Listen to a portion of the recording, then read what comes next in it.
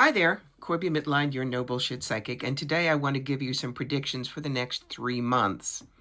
These are based on astrology, if you will, because it's the Aries ingress. Aries is a cardinal sign when you're looking at a country's astrological predictions. You go with the cardinal signs. So what we have going on between now and June 20th. Yes, I have to read my list.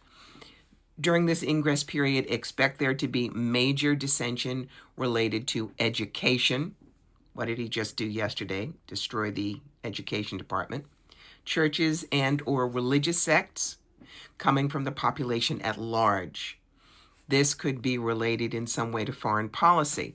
So you're looking at the whole Gaza-Israel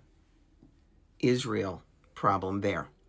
The hallmark of this ingress is going to be a build-up to some major shift, some major population-based political change brought to a head by some sensational public event that's linked to disturbance of the peace.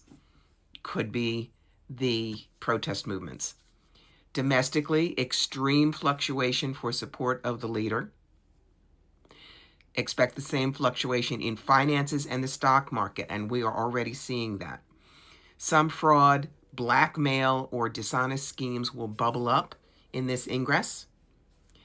However, despite other markers, the period does seem positive for foreign relations and for some legislation to make some headway. Expect some kind of major reform in the military, especially Navy or Marines. Some kind of movement in the arts that has a very militaristic feel to it. A major shift in the interests of the people, how those interests come forward. There's going to be some kind of a major behind-the-scenes work at hand to transform the position of women during this ingress.